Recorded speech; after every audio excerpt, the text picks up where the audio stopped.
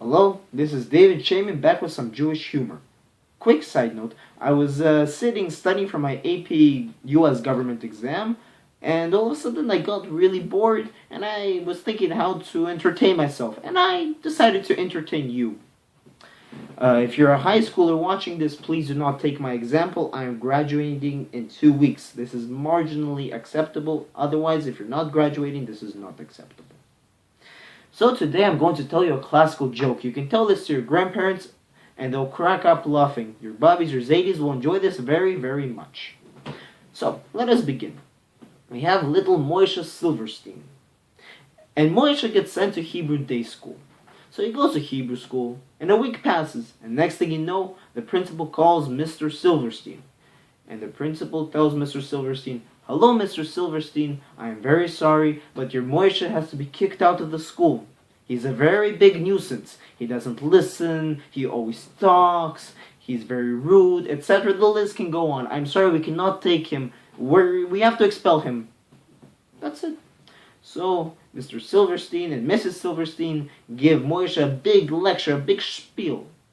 And they don't have any choice. They send him to a public school. Okay? Moishe goes to a public school. A week later, the principal calls Mrs. Silverstein. And the principal tells Mrs. Silverstein, "Mrs. Silverstein, I'm very sorry to tell you, but we have to kick out your Moishe. Moishe is always talking back. Moishe is very rude. He doesn't make friends. We can't take him. We're very sorry. We have to kick him out." Okay, what can they do?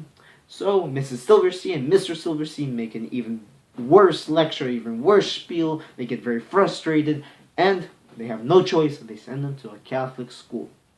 Okay, so Moishe goes to Catholic school for a week, for 2 weeks, for a month, for 2 months.